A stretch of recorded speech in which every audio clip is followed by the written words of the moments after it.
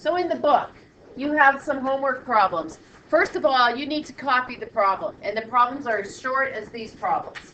In other words, copying the problem is just writing a number down. Let's pretend this is problem 1. You're going to copy down the 8800ths. Okay? When you read the directions, it says for each of the following, identify a common fraction or a whole number that you could use to replace the decimals in an estimation task. So, for example, we will be doing an estimation all the time. An example would be like, instead of using 0.19, I might say that's close to 0.2, and 0.2 is 2/10, which is a fifth, and I'm going to write down the fraction that's close. So you want to use your benchmark fractions. Fractions that have a denominator of 2, 3, 4, 5, 10, 0, maybe 8s and 6 if you're a superstar. Although 6 aren't always useful. So like, I'm going to just model this and then I'll call on you. When I look at this 8800ths, I think two things. First thing that might come to mind, I'm going to wait till I have everybody's attention. So if you just walked in, you probably want to focus, turn to the front, and let's not have a conversation. 8800ths, most of you probably just think that's close to 9000ths. So a good fraction to use for an estimation task, it's not equals. If it was equals, I would have put an equal sign, but I used an arrow. I'm going to take 8800ths, and I'm going to use 9/10, or if it's handy, there might be a time where I would rather use something that has a denominator of 8. What fraction is that really close to? JT? 0.875 is 7/8. But I'm going to say most of you would probably choose that, unless the problem worked better with this. But those are your two choices. Neither of those is equal to 8800ths. They're good common fractions that we would use in an estimation task. That's the job tonight. So Michael, let's look at the next one. 1 6700ths. What's a common fraction? The board. And I just wrote this down for the other class. In your comp book, you have a little chart with all the common fractions on there. So let me see if we can go back to that page. Okay. So 1 6700ths. What would you write instead? Michael. 1 and 67 over 100. So even more common. So what's it close to? Because that's exact. So we're trying to replace it with something easier. It's close to 1.80. Even closer. 1.70. Okay, it's close to 1.7, so you might be thinking that, right? Yeah.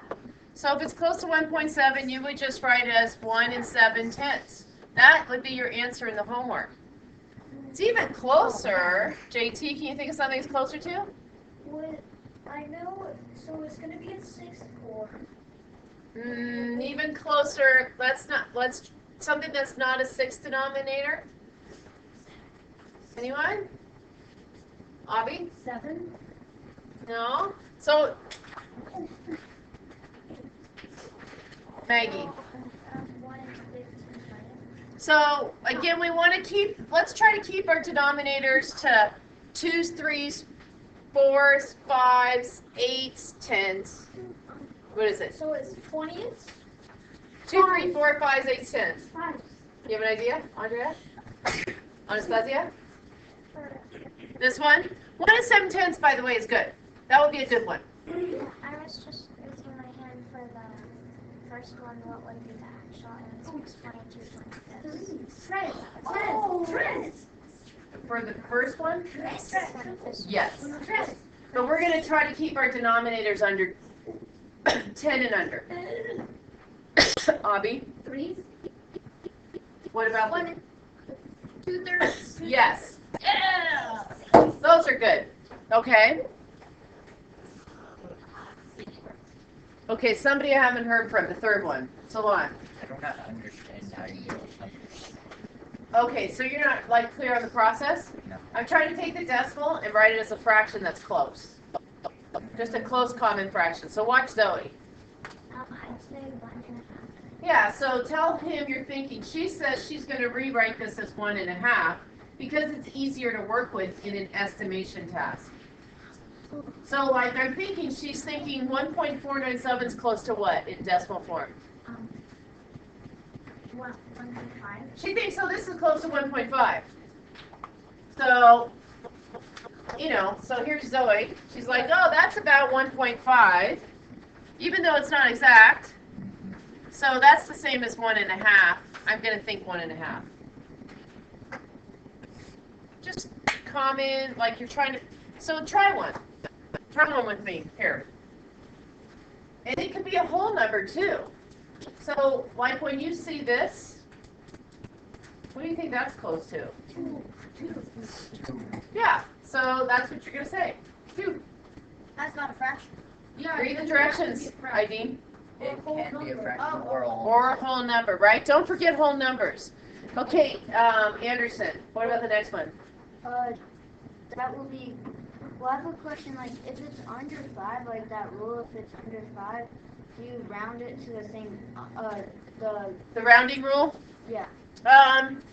Yeah, I would say, like, for example, right here, looking at the 9 would round that 1.4 to 1.5. So that would be a good rule to use here, you know. But with estimation, it might not always be that way. So you want to also make it easy on yourself.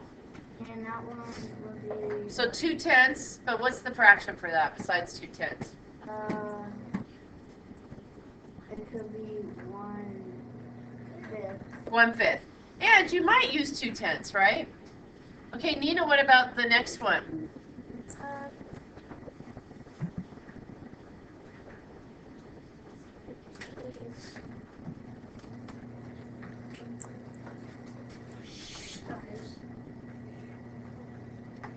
I'm not really sure how. Well, would you say that I could do that to add a 0 there? So are these the same, right? So 1/5 again.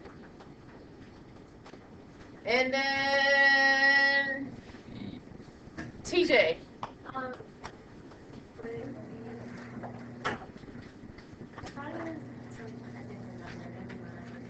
Well, what's it close to?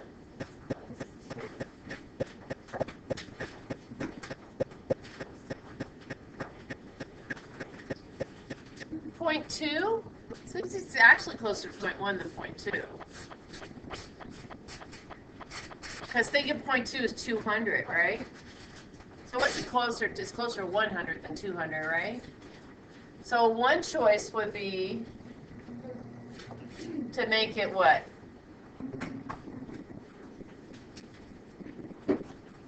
Not sure?